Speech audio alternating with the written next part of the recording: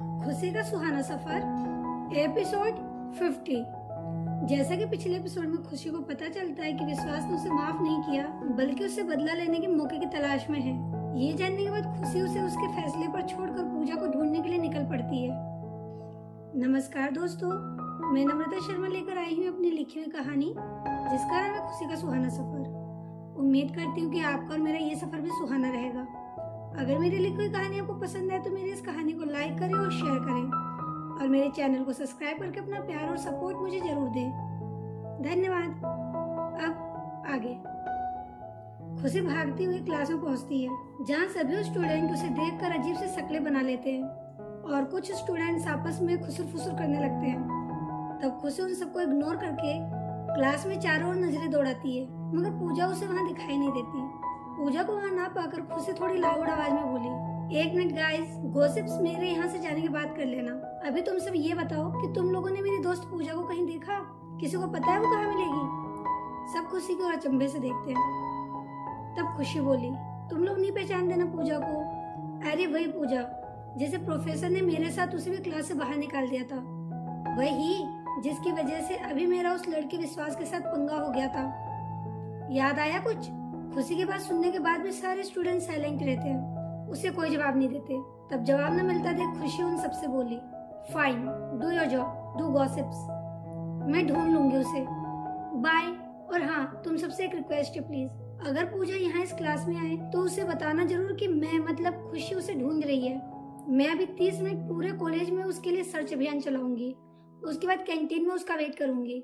By the way, मैं खुशी, तुम सब मेरा नाम और थोबड़ा पहचान लो, आगे तुम्हारे बहुत काम आ सकती हूँ मैं।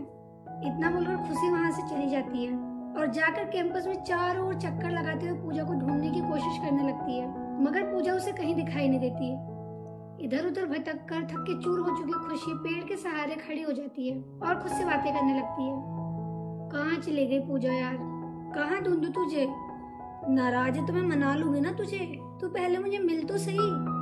सब गलती मेरी है, इतना टाइम उसके साथ बिताया, इतनी चू चपड़ की, मगर उसे नंबर एक्सचेंज करना भूल गई। अरे यार, कहीं ऐसा तो नहीं कि वो मुझसे नाराज होकर अपने घर चली गई हो? क्या करूं?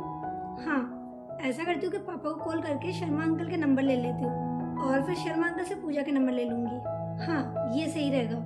ये सोचकर खुशी अपने बैग से फोन निकालती है और अपने पापा को कॉल लगाती है। उधर क्लास में स्टूडेंट्स को पढ़ा रहे दुबे जी अपने मोबाइल की स्क्रीन पर खुशी का नंबर देखकर उनकी आंखें चमक जाती है। वो उसका फोन उठा लेते हैं और फिर खुशी से बात करने से पहले अपने क्लास के सभी स्टूडेंट्स से बोलते हैं, बच्चों, इस पीरियड में तुम्हें पढ़ते हुए लगातार 20 मिनट हो चुके हैं। लगातार पढ़ के थक गए होगे तुम लोग। मैं भी थोड़ा थक गया हूँ। अभी मेरे फोन में मेरी बेटी का कॉल आ रहा है और उसके कॉल आने की खुशी में तुम्हारी इस सब्जेक्ट की छुट्टी, मजे करो। ये सुनकर बच्चे खुशी से चीख पड़ते हैं। तब दुबे जी अपनी एक उंगली होठों पर रखकर बच्चों को चुप करने को बोलते हैं और कहते हैं, बच्चों, आवाज नहीं बिल्कुल। अभी प्रिंसिपल आ गया तो मेरी भी छुट्टी हो जाएगी। बिल्कुल शांति से बैठो और मुझे मेरी बेटी से बात करने दो। खुशी फोन पर अपने पापा की बातें सुनकर मुस्कुरा रही थी कि दुबे जी साइड में जाकर खुशी से बोले, और बेटा, अब तक कैसा रहा तुम्हारा कॉलेज का फर्स्ट डे?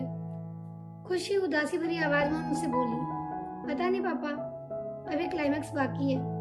मुझे बहुत अकेलापन महसूस हो रहा है और आपकी बहुत याद आ रही है। दुबे जी ने खुशी की आवाज से अंदाजा लगा लिया कि वो परेशान है। उन्होंने खुशी से पूछा, क्या बात है बेटा, कोई दिक्कत है तुम्हें? खुशी बोली, नहीं पापा, मैं आपकी बेटी हूँ और आपकी बेटी को कोई दिक्कत कैसे हो सकती है? हाँ, एक काम था आपसे, और वो काम ये कि खुशी इसके आगे कुछ बोलती कि पीछे से कोई आकर खुशी की आंखें बंद कर लेता है। अचानक इस तरह से किसी का उसकी आंखें बंद करने की वजह से खुशी हड़बड़ा जाती है और पूछती है, काका कौन है? खुशी को इस तरह हड़बड़ाता देख दुबे जी भी डर जाते हैं। वो घबराहट में खुशी से पूछते हैं, क्या हुआ बेटा, कौन है तुम्हारे पास? सब ठीक तो है ना? तब उस अनजान लड़की ने अपने एक हाथ खुशी के दोनों आंखों को कवर करते हुए दूसरे हाथ से खुशी के हाथों से फोन ले लिया और स्क्रीन पर पापा नाम से आ रहे कॉल को देखकर फोन को स्पीकर पर डालकर वो दुबे जी से बोला, नमस्ते अंकल, पहचाना मुझे? खुशी उस लड़की की आवाज सुनकर समझ गई थी कि वो लड़का कौन है। अब वो फोर्सफुली उस लड़के का हाथ अपनी आंखों से हटाते हुए उसे देखती है और कुछ बोलती कि उस लड़के ने अपनी उंगली उसके होठों पर रखकर चुप रहने का इशारा किया। तब खुशी उसकी बात मानकर चुप रह जाती है। दुबे जी बोले, तुम पहले ये बताओ कि तुम्हें पहचानना जरूरी है, तब तो ट्राई करूं।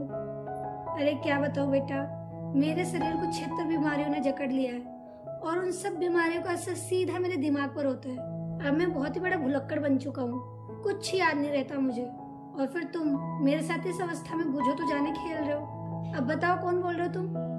दुबे जी की इस बात को सुनकर उस लड़के और खुशी दोनों को हंसी आ जाती है। तब वो लड़का बोला, आपको मुझे पहचानना तो पड़ेगा अंकल, कभी मैं बहुत स्पेशल हुआ करता था आपके लिए। हाँ, अगर आपको मुझे पहचानने में कोई दिक्कत हो रही है तो मैं आपको हिंट जरूर दे सकता हूँ। दुबे जी बोले, अरे जल्दी दो भाई, क्या पता तुम्हारे हिंट देने से मेरा याददाश्त भी मेरा साथ दे दे। तब वो लड़का बोला, आपको याद है अंकल, एक लड़का हुआ करता जो 10th क्लास में आपकी बेटी का क्लासमेट और बेंचमेट दोनों हुआ करता था। आप पहचाना मुझे? दुबे जी बोले, क्यों पहेलियां बुझा रहे हो बेटा, बताओ ना कौन हो तुम, और मेरी बेटी खुशी कहाँ है? उसकी आवाज नहीं आ रही, कहीं बेहोश वेहोश तो नहीं कर दिया ना तुमने उसे? तब वो लड़का बोला, अंकल आप चिंता मत करो, खुशी मेरे बगल में बैठी है और आपकी सारी बातें सुन रही है। और आप जितना दिमाग बिना बात की बातों में लगा रहे हो उतना दिमाग मुझे पहचानने में लगाओ ना, मुझे अच्छा लगेगा। अच्छा, आपको और परेशान नहीं करूंगा, आपको एक और हिंट देता हूँ। आपको याद है कि उन दिनों आप स्कूल की छुट्टी में जब खुशी को पिक करने आए थे तो मुझे रोककर आपने बोला था कि बेटा तुम्हें एक और इकलौते फ्रेंड है मेरी खुशी के, जो उसे कंपनी भी देता है, उसके स्टडी में हेल्प भी करता है, जिसके साथ मेरी खुशी वक्त बिताकर खुश रहती है। तो बेटा तुम मुझसे वादा करो कि तुम हमेशा खुशी के अच्छे दोस्त बनकर रहोगे। आपकी बातें सुनकर मैं पिघल गया था और आपको वादा कर दिया। मेरे वादा करने के बाद आपने मुझे कुछ चॉकलेट्स भी दी थी, अब तो याद आ गया होगा आपको। दुबे जी उस लड़के के मुंह से ये सब बातें सुनकर चहक उठे और उससे बोले, हाँ हाँ याद आ गया, लेकिन तुम्हारा नाम याद नहीं आ रहा। तुम वही हो ना जो पूरी धरती को रोशन करता है, जो भोर में उगता है और शाम को ढल जाता है, जिसके भीतर सब कुछ जलाने की शक्ति है। सब कुछ याद आ रहा है, बस तुम्हारा नाम याद नहीं आ रहा। तब वो लड़का हंसते हुए बोला, बिल्कुल सही पहचाना अंकल,